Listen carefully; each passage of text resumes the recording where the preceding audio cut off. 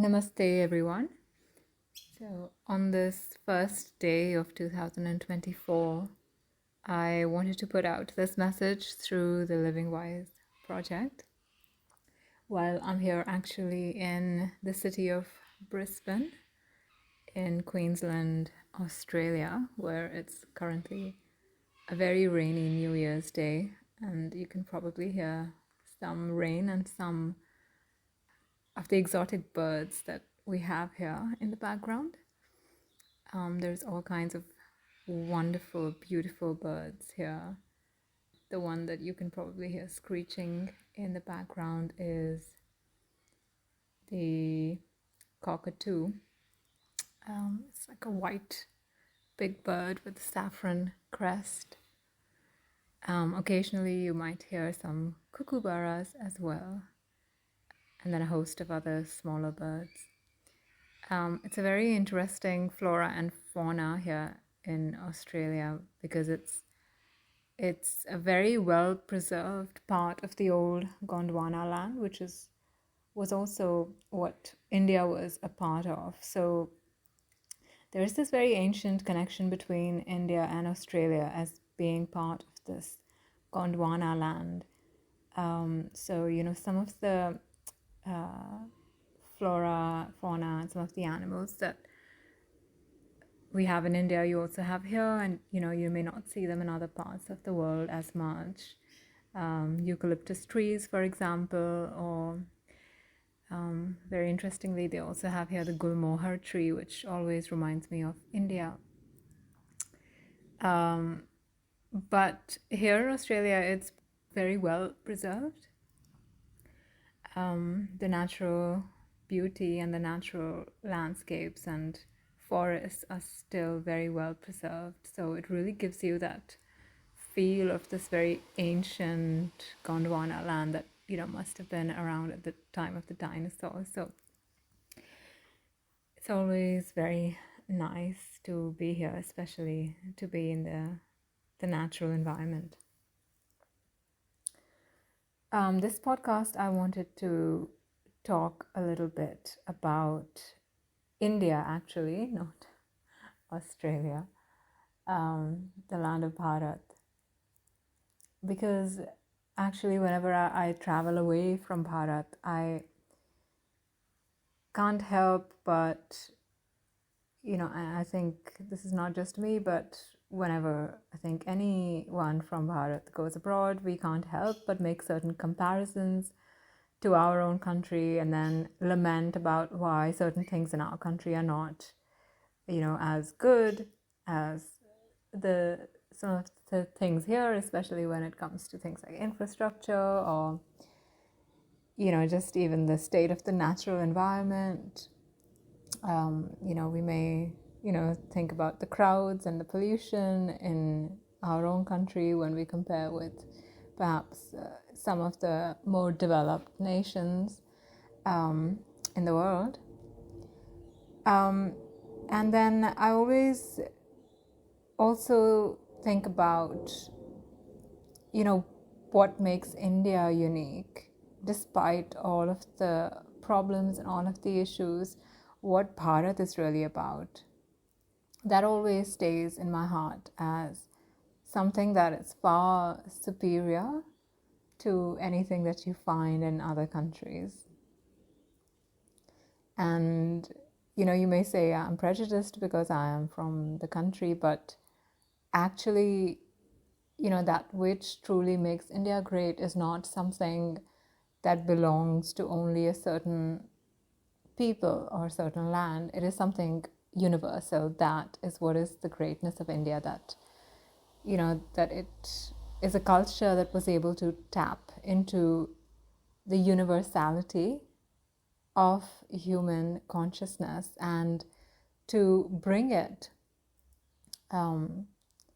into daily life, into manifestation in such a colorful, exuberant, vibrant way that hasn't been done anywhere else on the planet. And I just wanted to speak about that and why it seems like we have forgotten that, and why, it seems that we've become quite weak spiritually, even though India is the mother, I would say, of spirituality on this planet. And why is that?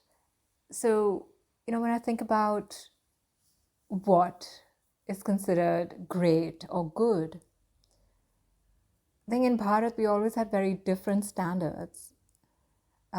So in other parts of the world, the developed world, for example, what is considered good is to have,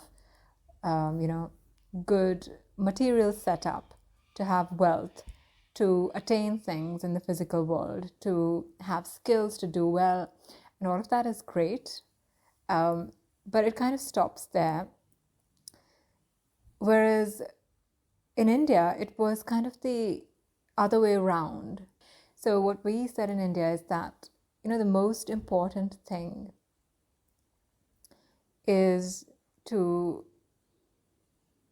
find the truth, or we can put it in different terms, to know yourself, to know God, to know the reality. That was what was considered the highest goal in India. Whereas in other places, as we said, it was very much outer oriented. So whatever you can measure with the 5 senses, that was considered real, that was considered something where your attention should be most of your life. And it was only in India where it was explored so profoundly, this other dimension, which is the inner dimension. And we developed thousands of ways, techniques, spiritual paths, traditions, which, still exist in some form, or, maybe lesser in number now, but still India is the most spiritually vibrant country on the planet. And, I would say the spiritual process has been explored to its most profoundest in India. And you realize this as you go more through spirituality, and you see also, these days there's a lot of Western people who are also talking about Advaita, and, also not only Advaita, but also, heavily into Bhakti with the ISKCON movement. And so there's a lot of spirituality that they've tapped into as well, and often, with the source still being Bharat, and, them coming and exploring some of our texts. If it's Advaita non-duality, then, exploring the teachings of, for example, Sri Ramana Maharishi, reading books like Ashtavakra Gita and Avadhuta Gita. And then, of course, there's, with the ISKCON organization, there's a lot of foreigners have been inspired to explore Indian spirituality as well. But as you, delve deeper into spirituality, you'll find that ultimately the profoundest and the most subtle understandings are in India, and you will have to, understand what Sanatan Dharma is to understand those subtleties. So, what we considered great and good in Bharat was essentially beings who had attained to spiritual heights. So for us, it wasn't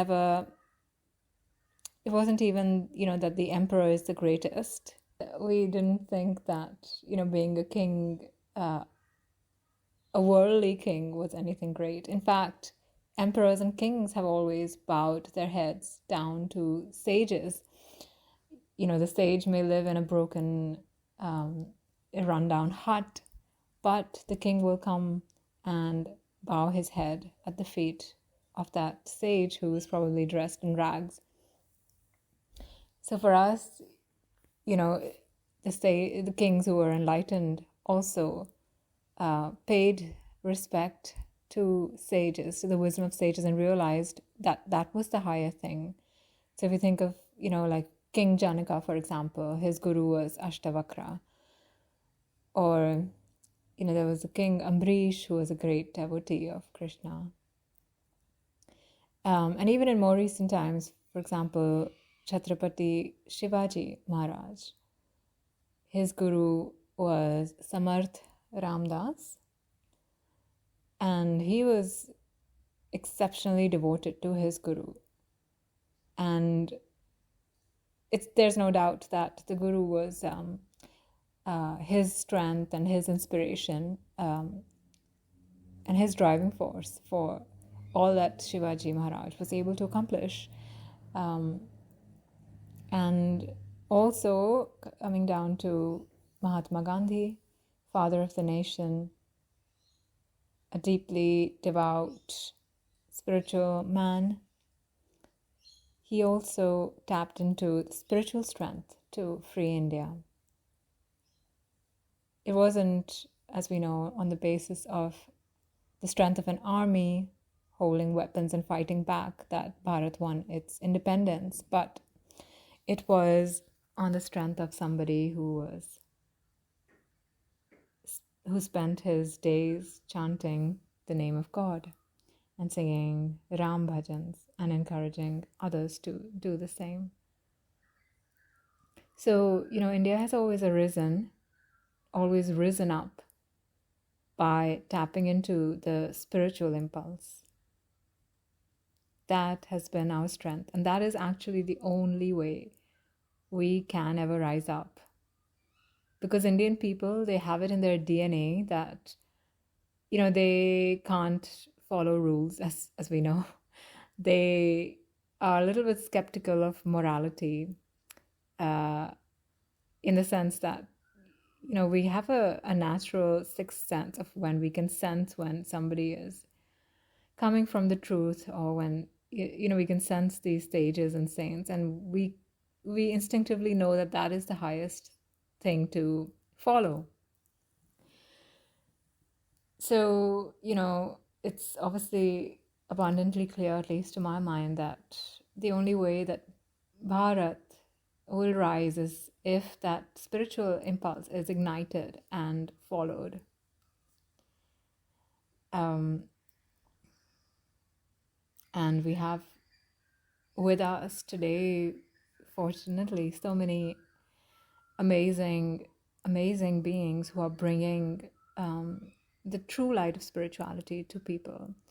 You have, the gurus and the sages and saints who are, through the social media, through media these days, their work has become easier. So a lot of people are able to hear them, able to uplift themselves and to become more conscious.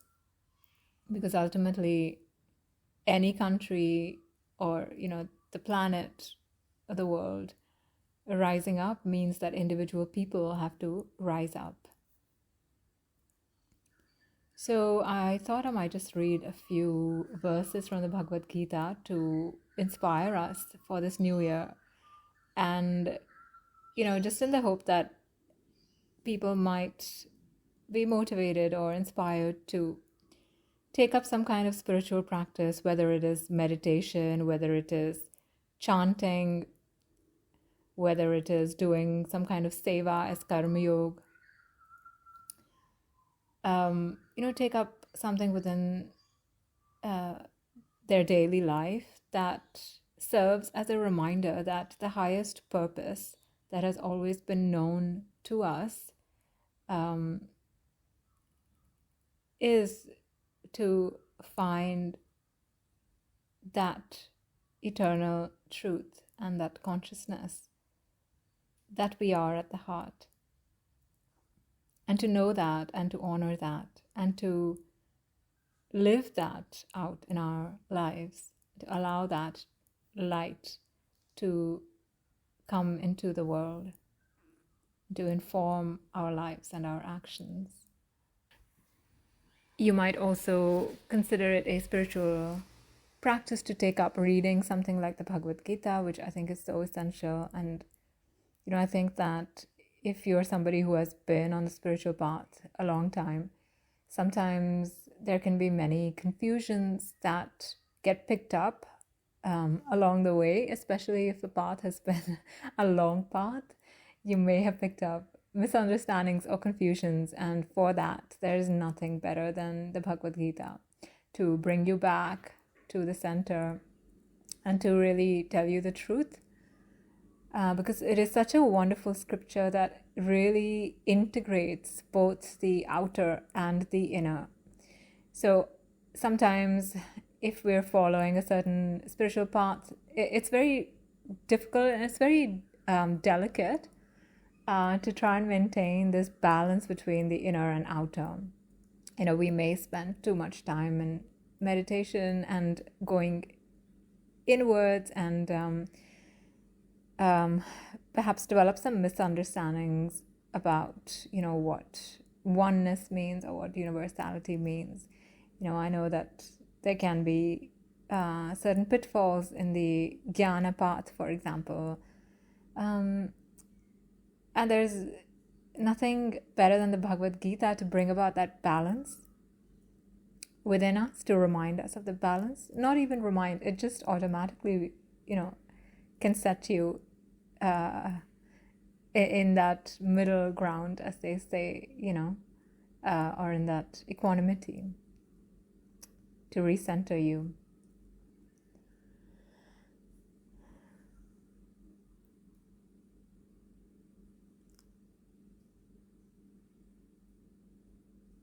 It is really a very wonderful, also weaving together of both jnana and bhakti, the text. So I definitely feel like it should be compulsory reading for all human beings. So I just wanted to read a few of the shlokas which pertain actually to meditation and, the recommendation made to establish oneself in yoga and what that really means. What does that look like? Which is what all the masters, all the gurus are really telling us to do.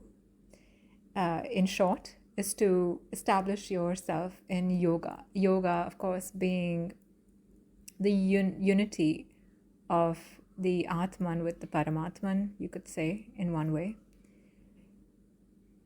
Or establishing yourself in that reality, establishing your mind in the truth, and then allowing that to express in your life. So these verses were actually just what the book opened to when I randomly had opened it, and I thought they were very apt for what I wanted to talk about anyway. So this is chapter 2. I'm reading from the Gita Press version. This is simply a translation, both the Hindi and English versions, without a commentary, so you can just go through it more quickly. So this is chapter 2, verse 48, which is one of the most important verses, one of the most important messages of the Gita, which begins with Yogasthaha Kuru Karmani. So being established in yoga, act. So the shloka is Yogasthaha Kuru Karmani Sangam Tyaktva Dhananjaya Siddhiya Siddhiyoho Samo Bhutva Samatvam Yoga Uchyate. Arjuna, perform your duties established in yoga, renouncing attachment, and be even-minded in success and failure. Evenness of mind is called yoga.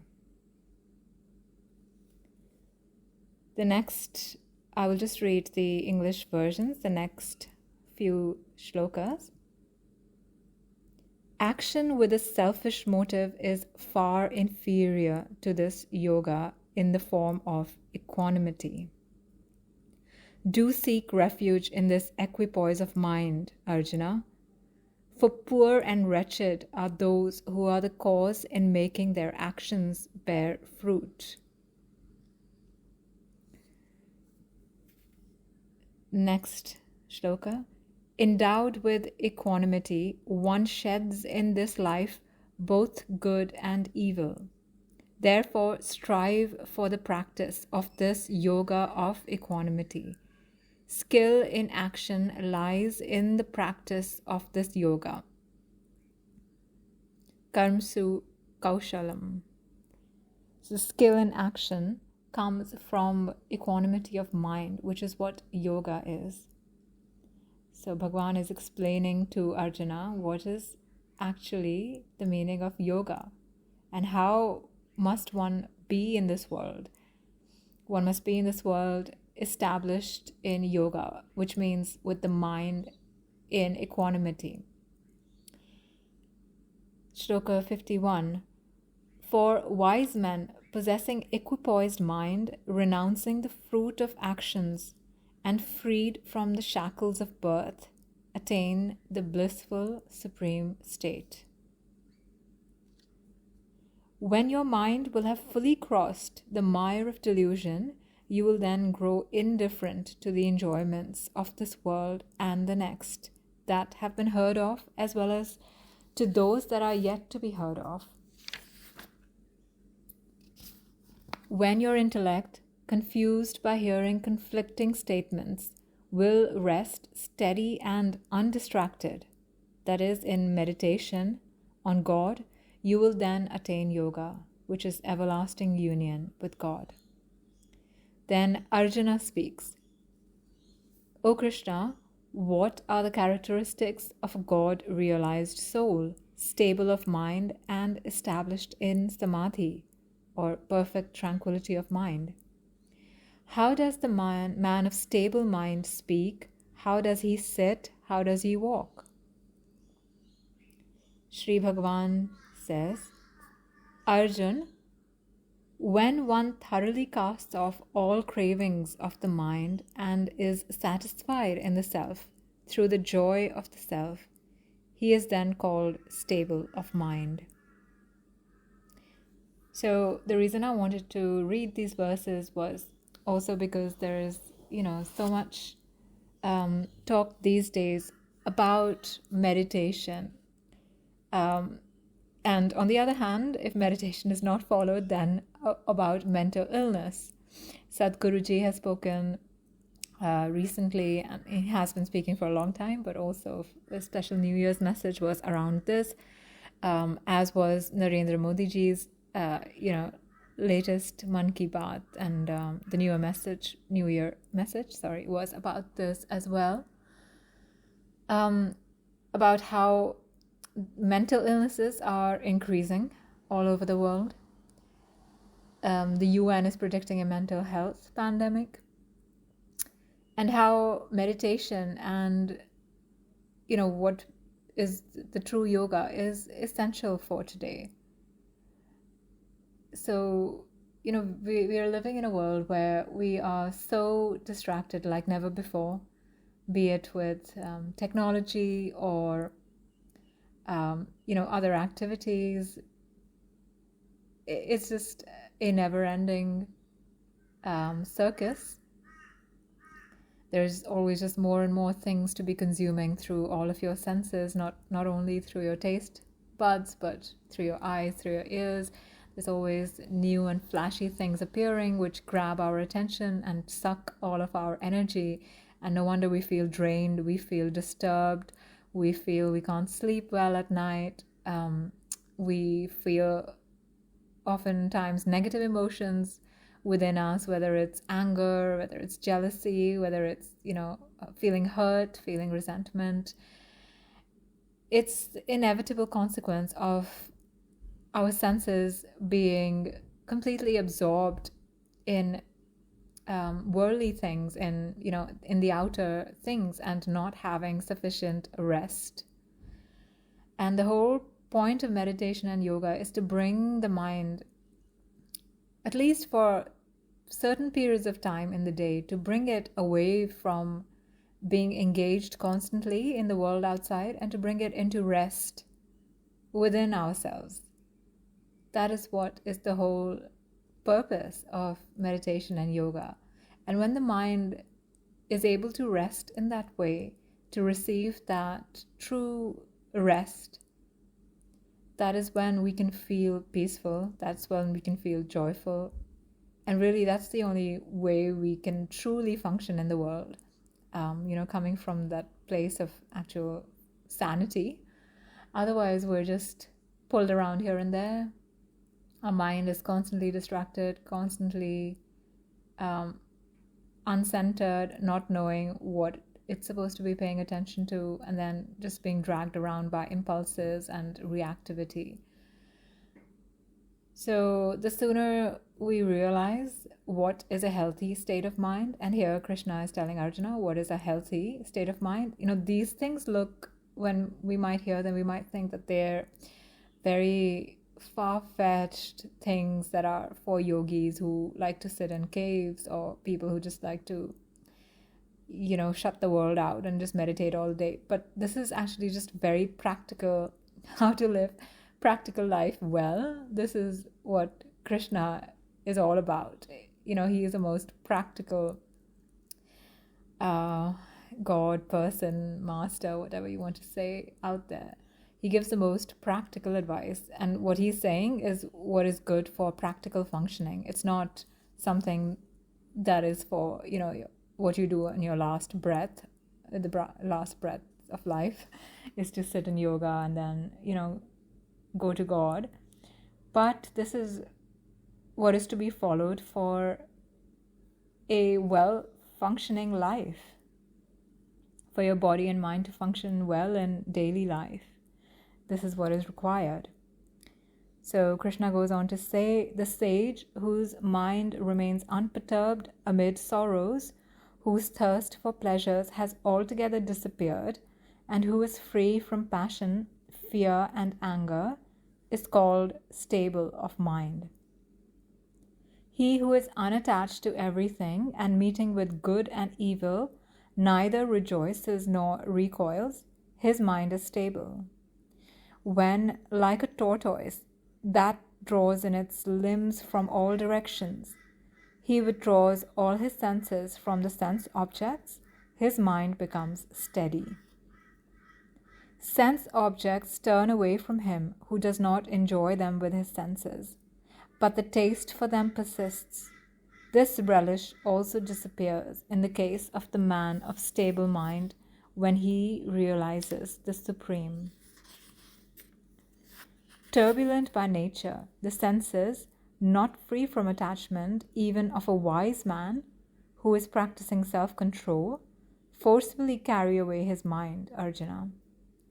Therefore, having controlled all the senses and concentrating his mind, he should sit for meditation, devoting himself, heart and soul, to me. For he whose senses are under his control is known to have a stable mind.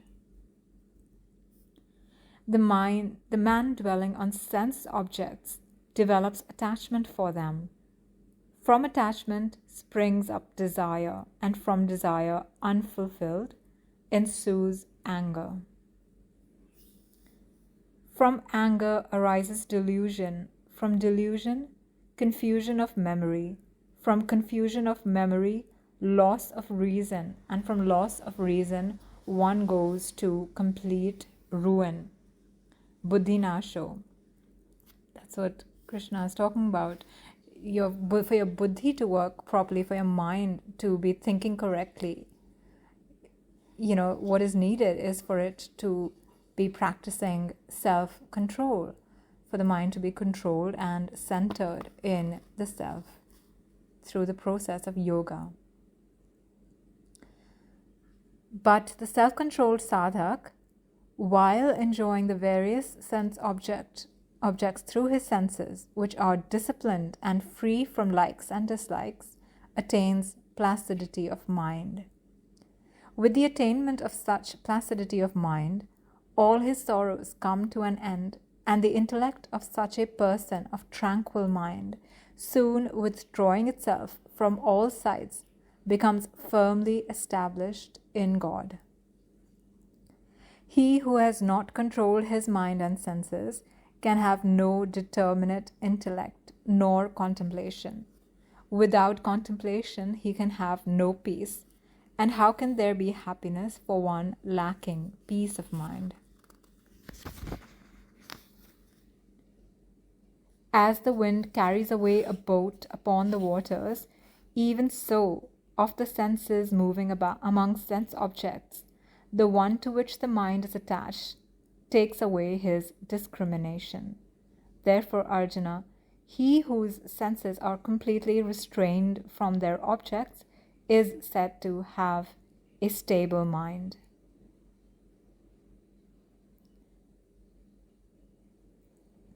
Then he says, that which is night to all beings, in that state of divine knowledge and supreme bliss, the God-realized yogi keeps awake. And that in which all beings keep awake is night to the seer.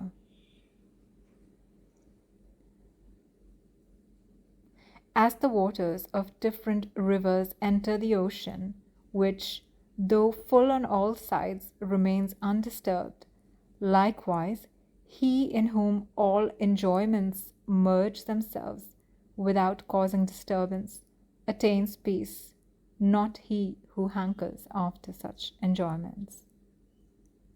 He who has given up all desires and moves free from attachment, egoism, and thirst for enjoyment attains peace. Arjuna, such is the state of the God-realized soul. Having reached this state, he overcomes delusion, and established in this state, even at the last moment, he attains Brahmic bliss. Thus, in the Upanishad, sung by the Lord, the science of Brahma, the scripture of Yoga, the dialogue between Sri Krishna and Arjuna ends the second chapter called Sankhya Yoga of the Bhagavad Gita.